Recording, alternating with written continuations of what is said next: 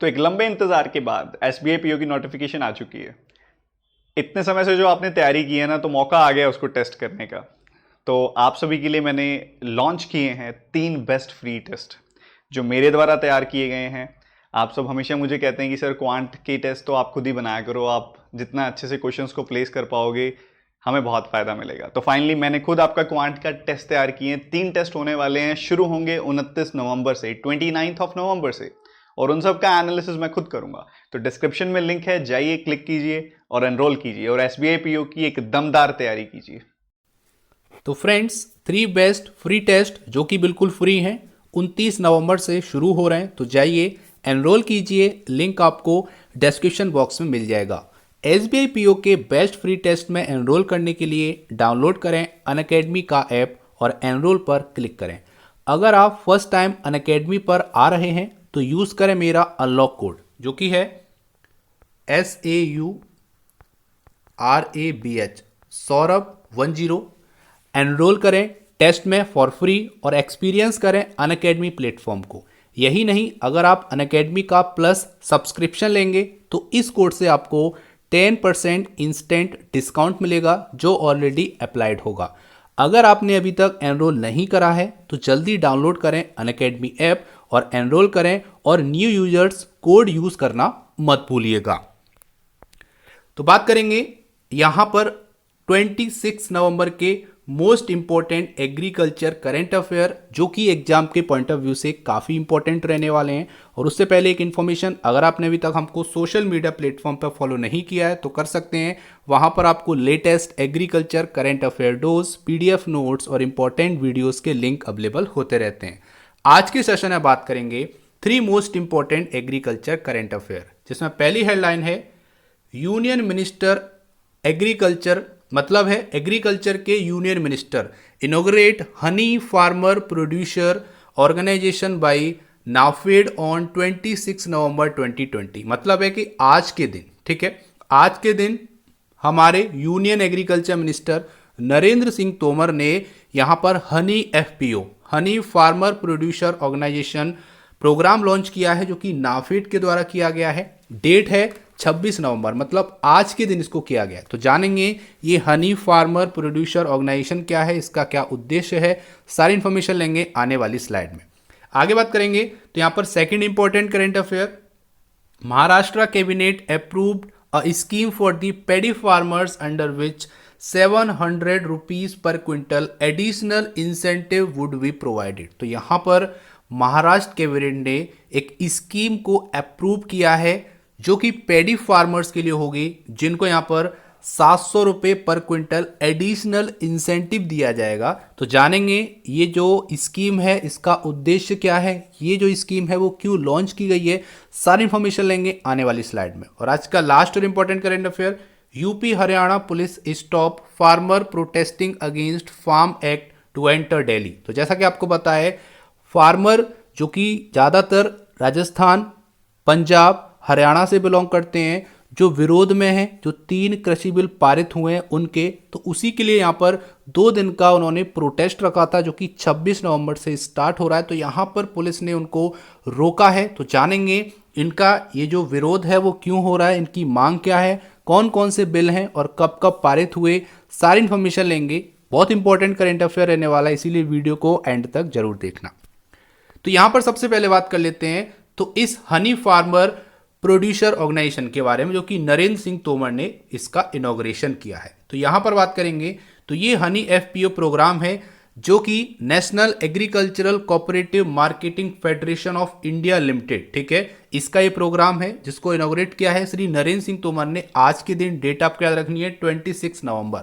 यहाँ पर अगर हम बात करेंगे तो यहाँ पर बोला जा रहा है कि ये जो इनॉग्रेशन प्रोग्राम है इसको ऑनलाइन होस्ट किया गया था, ठीक है, जिसमें अटेंड हुए थे न्यू हनी एफपीओज, उसके साथ साथ फार्मर और जो नॉर्मल एफपीओज हैं वो अलग अलग पार्ट से कंट्री के, ठीक है, मतलब है कि कंट्री के अलग अलग पार्ट से ये लोग यहाँ पर ऑनलाइन तरीके से ऐड हुए थे, अटेंड किया था उन्होंने ये प्रोग्राम। यहाँ पर इस प्रोग्राम के इनॉग्रेशन में बोला गया है, जो कि नरेंद्र सिंह तोमर ने बोला है कि bee keeping in the India is highly predominant in the unorganised sector among the rural और ट्रैवल पॉपुलेशन। तो जो हमारी ग्रामीण और जो आदिवासी पॉपुलेशन है, जो ट्रैवल पॉपुलेशन है, जो कि एक अनऑर्गेनाइज सेक्टर है हमारे लिए, तो यहाँ पर बोल सकते हैं कि बी कीपिंग एक हाईली प्रीडोमिनेंट रह सकता है। इसका मतलब है कि यहाँ पर अगर हम बात करेंगे तो एक तरह से हम ये बोल सकते हैं कि जो हनी सेक्टर है उसको और बूस्ट करने के लिए, ठीक है, क्योंकि यहाँ पर प्रीडोमिनेंट का मतलब होता है मुख्य रूप से, तो यहाँ पर बी कीपिंग को और बढ़ावा देने के लिए ताकि लोगों को रोजगार मिले, रोजी रोटी उनको मिले, इसीलिए यहाँ पर ये जो प्रोग्राम है इसको लॉन्च किया गया है नरेंद्र सिंह तोमर जी के द्वारा। यहाँ पर अगर हम आगे बात करेंगे तो यहाँ पर है through these honey FPOs NAFED will also work for promotion of bee keeping. तो इस हनी एफपीओज के थ्रू नाफेड क्या चाहता है कि वो प्रमोट करेगा बी कीपिंग को, ठीक है, मधुमक्खी पालन को as a occupation for unemployed women and tribal population. तो ऐसी जो महिलाएं जो अनएम्प्लॉयड हैं, जिनके पास रोजगार नहीं है, उनको यहाँ पर प्रमोट करेगा, उनको रोजगार देगा। उसके साथ साथ जो ट्रैवल पॉपुलेशन है, जो आदिवासी लोग हैं, उनके लिए भी एक बोल सकते हो इनकम का स्रोत होगा और उनसे बोल सकते हो उनका जो लाइवलीहुड है, जो रोजी रोटी है, या बोल सकते हो वे ऑफ लिविंग है, जो स्टैंडर्ड ऑफ लिविंग है, वो भी यहाँ पर अप होगा। इसीलिए ये प्रोग्राम यहाँ पे इनॉग्रेट किया गया है आज के दिन। यहाँ पर अगर हम बात करेंगे तो इनका जो उद्देश्य है वो ये है कि कृषि को कन्वर्ट करना है आत्मनिर्भर कृषि में। और यहाँ पर बात करेंगे तो इसी के लिए सेंट्रल सेक्टर स्कीम जो कि प्रमोट करती है और फॉर्मेशन करती है 10,000 एफपीओज का, वो लॉन्च हो चुका है। उसकी जो गाइडलाइंस हैं वो भी लॉन्च हो गई हैं। तो आने वाले समय में टोटल 10,000 एफपीओ लॉन्च होंगे all over the India. FPO का मतलब होता है फार्मर प्रोड्यूसर ऑर्गेनाइजेशन। आगे अगर हम बात करेंगे तो यहाँ पर जो पहला हनी एफपीओ है, जो कि आपका यहाँ बोल सकते हो फेड शहद उत्पादक सहकारी समिति, जो कि मध्य प्रदेश में स्थित है, जिसका जो रजिस्ट्रेशन है वो हो चुका है 11/11, मतलब 11 नवंबर 2020 को इसका रजिस्टर्ड हो चुका है पहला हनी एफपीओ, जो कि किसके अंडर है, national bee keeping and honey mission. ये आपको याद रखना है, अंडर कोऑपरेटिव एक्ट। अब आपके माइंड में यह क्वेश्चन आ रहा होगा कि सर ये national bee keeping honey mission क्या है, इसके बारे में थोड़ा सा जान लेते हैं। तो यहाँ पर बात करेंगे तो ये जो आपका मिशन है ये 100% सेंट्रल गवर्नमेंट फंड करती है इसको, ये आपको याद रखना है। दूसरा इंपॉर्टेंट क्या है ये भी आपको पता रखना है, 2019 में इसको इम्प्लीमेंट किया गया था, ठीक है। यहाँ से भी बहुत इंपॉर्टेंट क्वेश्चन बन सकता है। और एक और चीज़ है जो कि बहुत इंपॉर्टेंट है, ये आपका जो NBHM है, ठीक है, जिसकी हम बात कर रहे हैं, national bee keeping and honey mission, ये आप किसके द्वारा किया गया था, तो ये नेशनल बी बोर्ड के द्वारा किया गया था, ठीक है। ये आपको याद रखना है, नेशनल बी बोर्ड के द्वारा ही इस मिशन को इंप्लीमेंट किया गया था। और एक और इंपॉर्टेंट क्वेश्चन अगर हनी की बात हो रही है, फर्स्ट हनी टेस्टिंग लैब जो कि नरेंद्र सिंह तोमर ने बोल सकते हो लॉन्च की थी, वो किस दिन की थी, तो ये आपको डेट याद रखनी है, 24 जुलाई को 2020 में इन्होंने इसको लॉन्च किया था। इतना आपको पता रखना है इस इंपॉर्टेंट करंट अफेयर के बारे में। उम्मीद करते हैं यहाँ तक आपको करंट अफेयर समझ में आया होगा, हेल्पफुल लगा होगा। अगर वीडियो पसंद आ रही है तो वीडियो को जल्दी से लाइक करो। आज की वीडियो का टारगेट है केवल और केवल 300 लाइक्स का। आगे चलते हैं, अब बात करेंगे महाराष्ट्र कैबिनेट ने यहाँ पर अप्रूवल दिया है एक स्कीम को, जहां पर पेडी फार्मर्स को मिलेंगे 700 रुपीज पर quintal as a additional incentive. तो जान लेते हैं इसके बारे में। तो यहाँ पर ये जो स्कीम है इसको कैबिनेट का बोल सकते हैं, महाराष्ट्र कैबिनेट का अप्रूवल मिला था, जो कि ट्यूसडे को, मंगलवार को मिला था। इस स्कीम के थ्रू फार्मर जो हैं, जो कि पेडी फार्मर्स हैं, खासकर जिन्होंने पेडी का उत्पादन किया था इस सीजन में, उनको यहाँ पर 700 पर क्विंटल एडिशनल इंसेंटिव मिलेगा।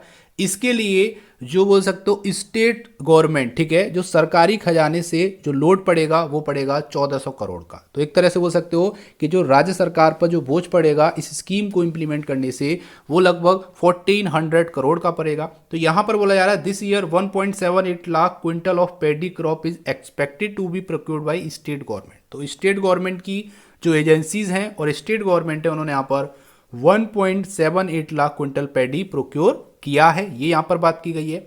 यहाँ पर बात करेंगे तो ये जो डिसीजन है ये लिया गया था कैबिनेट मीटिंग में, जिसके जो चेयर थे, जो अध्यक्ष थे, वो थे वहाँ के CM उद्धव ठाकरे जी। यहाँ पर बात करेंगे तो इस खरीफ सीजन 2020-21 के लिए सेंट्रल गवर्नमेंट ने जो एमएसपी है, जो बेस प्राइस है, फिक्स किया है पहले से, जो कि मैंने कई वीडियो आपको बताया है, जो कि है ₹1868 पर क्विंटल, और जो आपका हायर ग्रेड का जो अमाउंट है वो है ₹1888 पर क्विंटल। ये आपका याद रखना है। लेकिन इसके अतिरिक्त ₹700 का यहाँ पर एज ए एडिशनल इंसेंटिव दिया जाएगा, ये यहाँ पे बात की जा रही है।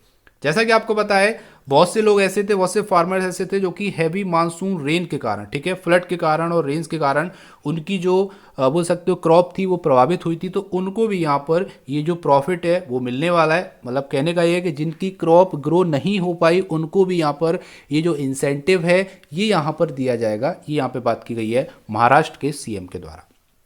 इस साल की बात करेंगे तो महाराष्ट्र में कॉटन की जो शोइंग हुई है वो भी लगभग 42.86 लाख हेक्टेयर है, ठीक है, 42.86 लाख हेक्टेयर यहाँ पे बोल सकते हैं शोइंग हुई है कॉटन की। ये भी आपको याद रखना है। और कॉटन का जो एक बेल होता है, यहाँ से क्वेश्चन आ जाता है, तो 170 केजी का होता है। और अगर जूट और मेस्टा के लिए आपसे कोई पूछे तो वो आपका 180 केजी का वन बेल होता है। यहाँ से क्वेश्चन आ जाता है, बहुत इंपॉर्टेंट है, ठीक है। उम्मीद करते हैं यहाँ तक आपको करंट अफेयर समझ में आया होगा, हेल्पफुल लगा होगा। अब चलते हैं आज का लास्ट और important current affair. UP Haryana की पुलिस ने यहाँ पर फार्मर्स को प्रोटेस्ट करने से रोका है और दिल्ली में एंटर नहीं होने दिया। इसकी बात अगर हम करेंगे तो यहाँ पर सबसे पहले आपको ये पता होना चाहिए कि ये जो विरोध है वो क्यों हो रहा है, क्योंकि आपको पता होगा सितंबर मंथ में 3 एग्रीकल्चर बिल पास हुए हैं, ठीक है। जैसा कि आपको पता है, मैंने कई वीडियोस में बताया है कि 3 एग्रीकल्चर बिल पास हुए हैं, जिसका मैं आपको बताता हूँ, थोड़ा सा आपको डेमो में देना चाहूँगा। जिसमें बात करेंगे तो 5 जून को ये ऑर्डिनेंस आया था, ठीक है। उसके बाद यहाँ पर 17 सितंबर को 2 बिल पास हुए, जिनके बारे में भी मैं आपको बताने वाला हूं। उसके बाद 20 सितंबर को ये जो 17 को हैं ये आपके लोकसभा से पास हुए। देन 20 सितंबर को राज्यसभा से ये बिल पारित हो गए। उसके बाद 22 सितंबर को जो तीसरा बिल था, एसेंशियल कम्युनिटी अमेंडमेंट एक्ट, वो यहाँ पर पास हो गया। और फाइनली 27 सितंबर को राष्ट्रपति जी ने मंजूरी दे दी इन बिल्स को, और वो ऑल ओवर द इंडिया विधेयक के रूप में पारित हो गए। यहाँ पर अगर हम बिल की बात करें तो जो पहला बिल था उसके बारे में बात करेंगे, तो जो पहला बिल था उसका नाम था farmer produce trade and commerce bill 2020। दूसरा बिल था farmer agreement of price assurance and farm service bill 2020। और तीसरा बिल था असेंशियल कम्युनिटी बिल 2020। तो इस तरह से ये 3 बिल पास हुए, जिनके विरोध में खासकर पंजाब, हरियाणा और यहाँ पे बात करेंगे दिल्ली का भी कुछ हिस्सा है जो कि प्रोटेस्ट कर रहे हैं, और वो एक तरह से इसको काला कानून मानते हैं किसानों के लिए। तो यहाँ पर जैसा कि गवर्नमेंट ने क्लेम किया था, दावा किया था कि ये जो एजिटेशन है, ये जो विरोध है, वो केवल और केवल एक वर्ग मतलब पंजाब में स्थित है। तो इसका उन्होंने यहाँ पर उदाहरण देते हुए बताया कि कई स्टेट से फार्मर यहाँ पर आए हैं। खासकर हम बात करेंगे तो हरियाणा से, पंजाब से, उत्तराखंड से, उत्तर प्रदेश से, मध्य प्रदेश से। तो इन सभी स्टेट से फार्मर आए, जिनका जो बोल सकते हो नारा था वो था दिल्ली चलो, जो कि 2 दिन का प्रोटेस्ट था। लेकिन उनको यहाँ पर दिल्ली में एंटर होने से रोक लिया गया है बाई पुलिस, मतलब पुलिस के द्वारा। यहाँ पर बात करेंगे तो हजारों बोल सकते हो हजारों जो फार्मर्स थे जो कि ट्रैवल करके आए इस कैपिटल में, मतलब एंटर होने वाले थे, जो कि पंजाब से आए थे, कुछ हरियाणा से, उत्तराखंड से, मध्य प्रदेश से, उत्तर प्रदेश से फार्मर्स, उनको यहाँ पर स्टॉप किया गया है, रोका गया है पुलिस के द्वारा। और ये यहाँ पर ये बहुत ही गलत बात है, क्योंकि यहाँ पर किसानों की बात नहीं सुनी जा रही है एक तरह से। और यहाँ पर उसकी अगर बात करेंगे तो जितने भी फार्मर्स हैं, जो रिमेनिंग फार्मर्स हैं और जो ट्रेड यूनियन वर्कर हैं, कई स्टेट में वो ऑब्जर्व कर रहे हैं इसको एज ए ग्रामीण हड़ताल, ठीक है। इसको क्या मान रहे हैं, ग्रामीण हड़ताल मान रहे हैं। और यहाँ पर फार्मर के साथ एकजुटता दिखाने की कोशिश की जा रही है। यहाँ पर अगर हम बात करेंगे तो इनका जो नारा था वो था दिल्ली चलो march according to the statement issue by farmer leader. तो जितने फार्मर लीडर हैं उनके द्वारा यहाँ पर ये स्टेटमेंट इशू हुआ था दिल्ली चलो मार्च, जो कि 26 नवंबर आज के दिन था। तो ये 2 दिन का यहाँ पर प्रोटेस्ट है, आपको याद रखना है। यहाँ पर अगर हम बात करेंगे तो जो आपके AIKSCC ऑल इंडिया किसान संघर्ष कोऑर्डिनेशन कमेटी है, ठीक है, उनके जो भी लीडर्स हैं उन्होंने यहाँ पर और उसके साथ फार्मर्स ने जंतर मंतर पे प्रोटेस्ट करने की कोशिश की, लेकिन पुलिस के द्वारा उनको डिटेन कर लिया गया। ये भी आप बात यहाँ पे की गई है।